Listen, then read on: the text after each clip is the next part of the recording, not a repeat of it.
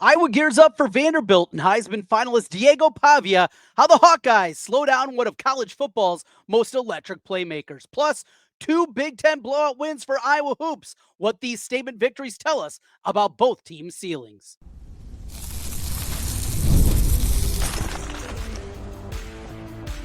You are Locked On Hawkeyes, your daily podcast on the Iowa Hawkeyes. Part of the Locked On Podcast Network, your team every day. Hey, welcome in. I'm Trent Condon, and this is the Locked On Hawkeyes podcast. Now, the number one sports podcast network. I've been covering the Hawkeyes for over 20 years on the radio. You can hear me currently on the Iowa Sports Radio Network each weekday from noon to 2, talking the world of sports with stations in Des Moines, Iowa City, Cedar Rapids, the Quad Cities, and Sioux City. Today's episode of Locked On Hawkeyes is brought to you by Game Time. Download the Game Time app, create an account, and use code LOCKEDONCollege for $20 off your first purchase. Today, we'll talk about the bowl announcement as Iowa has been selected to head to Tampa and the ReliaQuest Bowl to face off against Vanderbilt and Diego Pavia. We'll break down the matchup, give you an early glimpse of that one and all the craziness that's happening with bowl defections. We'll also talk some basketball today. Men's hoops with the dominating performance at Carver Hawkeye Arena as they knock off Maryland and get their first Big Ten win of the year. And how about the women? What they did against Rutgers going on the road, and one of the more complete performances you'll see, setting the stage for this week as both teams will face off against top 10 ranked Iowa State squads on the road at Hilton Coliseum. We'll talk about both those games as well. But we begin today with the news. Iowa has been selected to go back to Tampa, a place that they haven't been in a while. It seems like Iowa, on a nearly every other year basis for a while, was making their way to Tampa, the old Outback Bowl. Same bowl, now just with a different corporate sponsor. It is now the ReliaQuest Bowl. And I know there were a lot of people that were hopeful maybe it'd be more of a name brand. Now we had to wait until the college football playoff was selected. Alabama sneaks in, even after that dreadful performance against Georgia, the worst loss out of any of the contenders against Florida State. They still get in. Everybody else that lost in their conference championship game moved down at least a spot, except for Alabama. So Alabama in the college football playoff. Texas is going to go to the Citrus Bowl. They'll get Michigan, and you definitely can understand that. I know a lot of people would have loved to see a matchup against Arch Manning, an opportunity to see what the Hawkeyes could do against him. He's still got another year of eligibility, and because of that, likelihood that he was going to be able to be playing in that game. But Texas, Michigan in the Citrus Bowl. They'll be heading to Orlando on the 31st. So it will be an appetizer before that one against Diego Pavia and the 14th ranked Vanderbilt Commodores. This Vanderbilt team, it's more than just Pavia. You look through this squad, and they are a team that's one of the best tight ends in the country. Eli Stowers, a guy that was at New Mexico State with Pavia. He's got over 750 yards receiving this season, leads the team with 61 catches this year. He is a dynamic playmaker. They got dudes up and down the field, and this is more than just finding a good schedule. You know, we've seen a lot of teams in the past. People would point to Indiana a year ago. You got a good schedule, didn't have to play the most difficult or daunting schedule, and he had a special year. That's not the case with Vanderbilt. And what Clark Lee has built with this Vandy team and what they are, it is more than just a fun team run around and pulling a few upsets. 11th in the country in total offense, high powered, over 465 yards per game for Vanderbilt. 11th in the country in passing offense, 37th in the country in rushing offense at 185 yards per game, and 8th in scoring offense. That's what you get for Vandy. Defensively, though, not elite. 54th in the country in yards allowed per game, 15th against the rush. And Iowa might have to have a game here where they do it through the air. Now, Kirk Ferentz, during his press conference on Sunday, mentioned does not anticipate many, if any, opt-outs of this game. Speculation, because of injuries, would we see Cohen Entringer, who left the Nebraska game, getting ready, obviously, for a potential for him to leave early. He does still have another year of eligibility and get ready for the draft. We've seen that offensive line with Bo Stevens and Jennings Dunker. Both those guys have been banged up throughout the course, but Kirk Ferentz believes that they're going to have the full complement. Of course, a lot of people are asking about Mark Gronowski. Look, Gronowski came here. He got the money, and he needed to play in this game. And that's something coupled with what's happening in college football throughout the course of Sunday with all these teams opting out. Kansas State, there were rumors they were going to opt out. No, they're going to play. Now they're opt out. Iowa State, of course, just up the road from us, and their decision to leave, to not play the game, and what their roster is going to look like. And when the transfer portal opens, what's going to be left after Matt Campbell leaves for the Penn State job? That is certainly something that is head scratching, but also understandable. Look, if you don't got players, what good is it? You're going to be playing a bunch of third and fourth teamers, a bunch of freshmen getting their first college action, or have only played a couple of games so far this season. What does that look like? And what does that look like for the future of your program? Now, you look at a team that might go out there and get absolutely blown out in a bowl game. Is that good for a new coaching staff and trying to navigate the waters when the portal opens up, a week or so later? You can definitely make that argument. The most disappointing, though, of the opt-outs is Notre Dame. I mean, play like a champion today, unless it doesn't go your way and then you just quit. Not surprising out of that program. They've opted out before after a disappointing year. About 15 years ago, I think they went 6-6, or maybe destined for the Hawaii Bowl, if memory serves. Regardless, and they opted out there. Not a surprise from that program. Not getting their way, and they're just going to whine, and they're not going to play in a bowl game. Big picture, it's not great news. College football fan, what have you done with my baby boy? This thing, when you got down to the selection, Miami getting in over Notre Dame, absolutely should have happened. Why it took so long. If you listen to my radio show, I have absolutely railed against this idiotic television show, and finally, it feels like there's been some traction after I've screamed about it for the last half decade. But here we are, and finally people are jumping on board with me. It boxes them in corners. They change their metrics. They change their talking points. It just would whatever they want to say to fit a narrative, and it's a bad thing for the betterment of our sport. For all the excitement about seeing your team ranked up there, it doesn't mean anything, as we found with Notre Dame. And they just change it on a whim, change it on the fly, year after year after year, and it's not good for the sport. Now, put a committee together, how they would rank it at this point. It's still going to get a TV number. It's still going to drive conversation, and that's a huge part of it, and that's why ESPN wants this stupid TV show on every Tuesday for the first final 6 weeks or so of the college football season, because it drives interest, it drives revenue, and it leads to what we do here on the Locked On Network. Number one for podcasts is what do we do on Locked On Hawkeyes. These are a big part of the conversation week in and week out. That is why it happens, but it's not good for the sport. It's not a good thing for college football as a whole. What does this mean about the future of bowl games? What is the structure of the college football going to look like? And when we bring it back here and localize things, what does this mean for Iowa football? If we do go to 16 teams into the playoff, if we get what Tony Batiti, the Big Ten commissioner, wants, and a 24-team bracket, there's, I think, a lot of momentum that is definitely building. We had conference championship weekend, and for the most part, the games didn't mean anything. To think that you have a sport where you're playing games that don't matter. Now, Ohio State and Indiana mattered. It mattered, Indiana trying to do something historic, winning a conference championship for the first time since 1967, but also, maybe most importantly, is to say on the other side of the bracket from Georgia, as we now see Ohio State on the same side of the bracket as the SEC champion. That's why that one mattered. Listening to people that were at the SEC championship, which is such a cultural big deal in the South. Not only does it bring in a ton of revenue, it also matters. It's important. It's part of kind of the DNA of the SEC. And when they found that loophole and put it into place there in the early 90s and what it's morphed into, it is a huge part of what SEC football is about. However, would have been better. Alabama, Georgia, that we find out didn't mean anything. Or if you had Texas and Vanderbilt playing for a bid to get into the college football playoff, what would have been better? Indiana, Ohio State, that was great. But there weren't real stakes behind it. The best conference championship game was Duke, Virginia. Not because either of those teams are very good. It was because there were real stakes behind it. Virginia with the wins in the college football playoff. Duke was trying to at least set up an argument for themselves to get in. It turns out to be James Madison that gets that final nod and gets in. But regardless of all that, and as it pertains to Iowa, that's why I have been a proponent, easy for me to say, of the extension, Champions Weekend, 1 versus 2, 3 versus 6, 4 versus 5, one of the ideas that Tony Petitti had, and those automatic bids that come along with it. Expand it out. Have everybody play in the final weekend.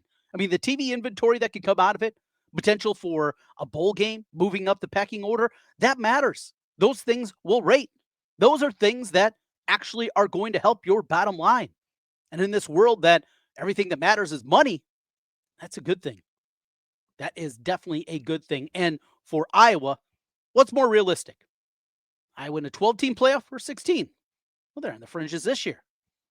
And a bounce here, a bounce there. They're the only 4-loss team in the college football playoff top 25. What do they look like if they're 10-2? One of those wins against Indiana, against Oregon, we'd be having different conversations. Alas, here we are, and we're talking about Tampa. We're talking basketball when we come back here on Locked On Hawkeyes. The Iowa men with a dominating performance. The women, a historic performance on the road at Rutgers. We'll kick it off and talk some basketball as we continue. This is Locked On Hawkeyes.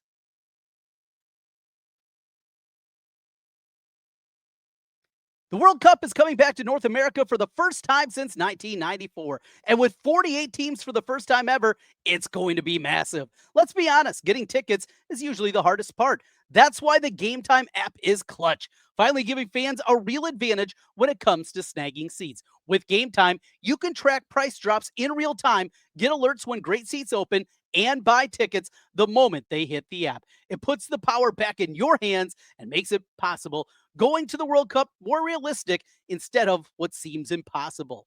Pick a game, tap a section, and have your tickets locked in within minutes. No confusion, no hunting for fine print, and the Saint View feature. I absolutely love this. It is a game changer on the Game Time app. Literally see what the pitch looks like exactly from your seat before you buy. My favorite part, though, it is the upfront pricing. Prices include the fees up front. No last-second surprises at checkout. You're going to know exactly what you're going to pay. Take the guesswork out of buying World Cup tickets at every match, concert, or event with Game Time. Download the Game Time app, create an account, and use code LOCKEDONCollege for $20 off your first purchase. Terms apply. Again, download the app, make an account, and use code LOCKEDONCollege for $20 off. Swipe, tap, ticket, go. Game Time today. Trent Condon back with you once again here on the Locked On Hawkeyes podcast. Thanks for making Locked On Hawkeyes your first listen every day. Got some exciting news as well to tell you about here on Locked On, a brand new feature that is available to all of our fine listeners at this point in time. Well, you've heard us talking about our everyday listeners, our everydayers out there every single day. You live your team every day. Now it's time for you to take it up a level and go ad-free. Join the Everydayer Club today and get Locked On Hawkeyes with no interruptions, member-only Discord access, and a whole lot more, all for just $5 a month or $50 for the year. Go to lockedonhawkeyes.supercast.com. That is lockedonhawkeyes.supercast.com. You can also check the link and the show notes at the bottom of the show notes and learn more about it each and every day. $5 a month or $50 of the year for our Everydayer Club. And you can take it one step further. The Everydayer All Access tier is built for you if you're a huge Hawkeye fan. You'll get one-on-one text access with me, all access episodes, an exclusive newsletter, and a 15% discount to the Locked On merch store. Head again over to lockedonhawkeyes.supercast.com to join their Everydayer program and unlock all access. You can find the link again on the show notes here. Let's get back into it and jump over to some basketball talk. Let's start with a look at the men's team and what they did against Maryland in one of the better shooting performances we've seen early on from this team. Jumped out to a big lead and really kind of said coasted from there. There were a couple of tense moments overall. Maryland got to the free throw line a ton. It's not very often that you see a team get to the free throw line 38 times on the opposing floor, but that was the case in that one. Iowa just 6 of 12 at the free throw line in this game. But it was the shooting, a hot start, hit their first 6 3-pointers of the game, finished 9 of 22 overall from behind the arc in this one as Iowa wins it 83-64 and picks their first Big Ten win up of the year. We talked about it last week. This Iowa squad needed something special. It needed something positive to happen in the Big Ten. There's just been so many times that they've dug themselves 0-2 starts with these early conference games that have been played now, the last decade or so. So many times you're 0-2, and even just battling your way back to get to 500 is such a difficult task, and certainly going to be the case this year in the Big Ten. I think we see at this point in time that the tier is starting to really separate itself. You got the top 3 teams in the Big Ten. Michigan State, who, of course, the Hawkeyes saw last week, and as we know, that one didn't go very well for Iowa on the road at the Breslin Center, as we talked about last week. You got them. They are playing at a super high level. From there, also in the Big Ten, Michigan, a lot of people have them as the number 1 team in the country. They're playing outstanding. They're playing at an incredibly high level at this point in time. And though Purdue got blown out by Iowa State in Mackey at home, still have to feel Purdue kind of in that top tier. Then you get into the next group of teams, and you throw UCLA, been a little inconsistent this year, and Mick Cronin, and just how miserable he seems week in and week out. Wisconsin, little up and down for them. Washington, what a comeback win they had against USC. USC, another team. Of course, Illinois, maybe towards the top of that one. Indiana starting to pull back a little bit, but I was in that group of teams, in that mix. Ohio State, not sure if I mentioned the Buckeyes, that next tier of team, and trying to separate them at this point in time, it's kind of a fool's errand. Still, you look at the conference standings now. You got 3 teams that have already dug themselves that 0-2 hole with Northwestern, Oregon, and Rutgers. Iowa sits in the middle. You got one team that's 2-0, that's UCLA. Michigan, Purdue, Michigan State, Wisconsin, Ohio State, and Minnesota, you're 1-0 teams, and don't see a whole lot of sustainability for Minnesota. Had a decent win against Indiana. Still, when you go through and you kind of look at this group and the way that it's set up at this point in time, Iowa is right there after that top tier, and a great performance against Maryland. That's why it was such an important game, even for one that was played on December 6th. Bennett Sturtz, again, controlling things, talk about shooting the basketball well. Really liked what we saw. The assist numbers down a little bit again, just 2 assists for him in the ball game as a whole, though. How about Iowa with 19 assists against just 7 on the other side from Maryland as they jumped out early. I'll also have to talk about the play of the freshman Tate Sage. It's been very interesting. Tate Sage, a guy that, all right, he's long, he's 6'7", he's kind of that 2-3, kind of swing type of guy, shooting guard, small forward. We'll kind of see what he morphs into. He's much springier, much bouncier, I think, than anybody probably thought when he decommitted from Drake and decided to come with McCollum here to the University of Iowa. But not just shooting the ball like he did, knocked down a 3, but getting to the rim. Had one that was called a goaltend up against it, but goes back to that athleticism, that springiness. They need to get Alvaro Fulgaris going again. They just need his scoring punch, and something we talked about a lot in the game against Michigan State. They need more complementary scoring to go along with Bennett Sturtz. I think Cooper Koch is going to be there for the most part as he shot the ball well. Cooper's going to be a guy that's going to be able to deliver, 10, 12 points a game. I think you can consistently get that out of him. More, though, that consistent scorer, certainly think Fulgaris has to be in the mix. Another thing that needs to be brought up is the lack of minutes from Brendan Howson. So Howson was a guy that I think a lot of us thought was going to be a starter for this team. When they got him out of the portal, this was a player that a lot of people wanted, tremendous shooter, certainly at Kansas State, even before that at Villanova. And he doesn't get off the bench in a blowout game. We talked about his first half that he played against Michigan State. I thought he competed on that end of the floor. One thing that I didn't talk about, though, had a couple of 3-pointers that didn't go down after he hit his first one, got to the free throw line, scored 7 points in the first half, and then didn't play in the second half. A lot of people point to the defense, and certainly has never been an elite defender. I mean, you look through the advanced metrics from him and definitely can see that that's never been certainly one of his strengths, the way that they measure those defensive metrics. However, I don't think it's just that. I do wonder about just the way the system's set up offensively. Yeah, you want shooting out there. I mean, it's goes without saying that you want that part of it, but shooting a little quicker than they want and not going through the set completely. And I think you saw that a couple of times against Michigan State. The easy answer is the defense, but maybe a little bit more as you dig under the surface for the lack of playing time for Brennan Hassan as he doesn't get out there. Now, Hassan said this is the most fun he's ever had playing college basketball, though he's getting paid well. And after the game, Ben McCollum has still said, and he said in the past that he's still going to help them win a couple of games. Tough to do coming off not playing, but something to file away. Thursday night, it's a road trip to Iowa State. The Cyclones on the heels of one of the biggest wins in program history, not only beating the number one ranked team in the country, they have the third longest winning streak in the country currently at 9 consecutive wins as they've opened up the season at 9-0, but also the fashion that they did it, just running away from Purdue. Put 81 points up in Mackey. And they do it with shooting. They hit 11 of 23 3-pointers. We'll talk more about this game. It goes from, hey, can Iowa steal this one, to maybe we need to reimagine our expectations a little bit for that one. Speaking of reimagining expectations, the Iowa women's team is off to an undefeated start. Now, it hasn't been the most daunting schedule, and it's going to ramp up here this week as they take on themselves a undefeated and top 10 ranked Iowa State team in Hilton Coliseum. Hawkeye women, a historic win and some eye-popping numbers. We'll talk about that as we continue Locked On Hawkeyes. The holidays come with two big goals: feeding people well and finding gifts they'll actually love.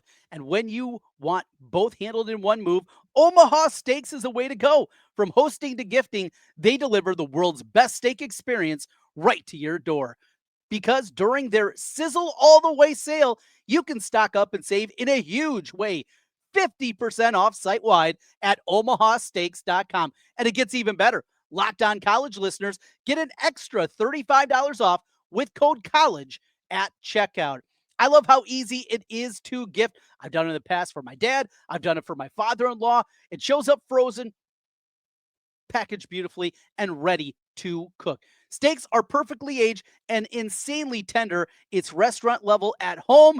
Even people that struggle a little bit, hey, everybody can flip that grill on and definitely get some good steaks out of it. And many options, not just steaks. Fillets, burgers, comfort meals, sides, desserts. They got you covered with Omaha Steaks. Save big on gourmet gifts and more holiday favorites with Omaha Steaks. Visit omahasteaks.com for 50% off site-wide during their Sizzle All the Way sale and an extra $35 off. Use promo code COLLEGE at checkout. Terms apply. See site for details. That's omahasteaks.com with the code COLLEGE. Trent Condon back with you one final time here on the Locked On Hawkeyes podcast. Thanks for making Locked On Hawkeyes your first listen every day. Back to basketball and what we saw from the men's side, a big performance. The women's side was even more wild. Some of the numbers, watching this one, it was great. I mean, the way it was set up. Got FS1, you go from the men's game right into the women's game. Got the SEC championship game that's happening at the same time. Then leading into the Big Ten championship. I mean, what a Saturday it absolutely was. Happy birthday to my wife on that one on Saturday. 79-36, Iowa gets the win. And it wasn't that close. A 43-point road victory against a Big Ten team. And Rutgers was 7-2. That was a crazy thing. The 7 teams they beat, I get, are not the most daunting opponents. Still, to do that in that fashion, what we saw defensively out of this group, and I think that's what we've talked about this a little bit in the past, the upside of this team. Now, is this a top 10 team right now in the country? I'm not sure if you can exactly get there. You know, Chit Chat, she's been dealing with injury. Chit Chat, right? We've seen that. Emily Rodriguez, the same thing. The team's been a little bit banged up. But with Ava Hayden, what she's doing inside, with Taylor McCabe and the way that she has been shooting the basketball here recently, Hannah Stulke, you know what you're going to get out of her. Stremlo, just such a consistent performer. You got Feuerbach and what she's done on the defensive end. How about the emergence of Journey Houston? And really excited about her. Addie Deal, obviously, coming in and giving some good minutes. Just overall, this squad, I think there's even more that they can do. Even more that they can do as a team. Rutgers shoots 1 of 12 from 3. Rutgers was dreadful. That was an awful, awful performance out of the Scarlet Knights. But I talked about it. This team, now they're ranked 119th over a Bart Torvik in the advanced analytics. Mentioned their 7-2 start. Their wins against Wagner, 351. Quinnipiac, they lost to Stony Brook, beat Rhode Island, Fairleigh Dickinson, Siena, Northeastern, and St. Peter's. Not exactly the who's who of women's college basketball. Still, to do that, that's going to help out your metrics. And when you look at the net rankings, that's something that also helps in a big time way. I don't think it tells us anything, but it still says this squad has a ton of upside. Iowa State this week on Wednesday, and an Iowa State team themselves that is playing at a super high level. Iowa State also undefeated. They're 10-0, and they're blistering people. The scoring output coming from this Iowa State team. Yeah, everybody knows about Audie Crooks inside and Addie Brown, kind of that versatile, rugged type of power forward that plays along with her. But the difference has been Jada Williams, who Iowa also was recruiting out of the transfer portal. She is quick. She is tough. She's knocking down shots. She's doing a little bit of everything. She gets to the rim at a super high level, and that's something that Iowa's going to have to combat. On top of it, she shoots 96% from the free throw line. Keep her off the foul line in that one. We'll break the game down more as the week goes on. Again, that will be Wednesday on the women's side, and then on Thursday for the men's side. Should be a big, big week of basketball. Looking forward to that. And with that big week again, want to mention one more time, thank you for being with us and making Locked On Hawkeyes your first listen every day here on the Locked On Network, the #1 sports podcast network. But now, with your team every day, it's a chance to go up a level. We have a couple of things for you. Our Everydayer Club for Locked On Hawkeyes with no interruptions, an opportunity for you to do a whole lot of different things. You can get in our text group. We're going to have a Discord access.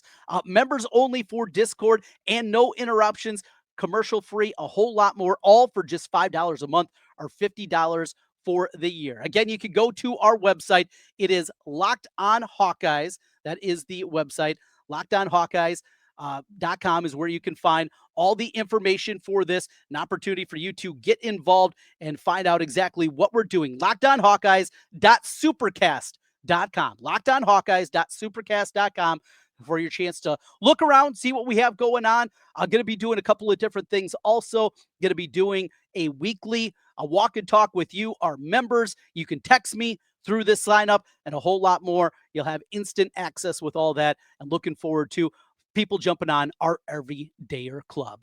Thanks for being with us. For everyday listeners, if you decide, it's not for you, don't worry. Nothing is going to change. We are still your team every day here on the Locked On Network. Nothing is going to change for you also. Thanks for being with us. We'll talk to you again tomorrow. Until then, go Hawks.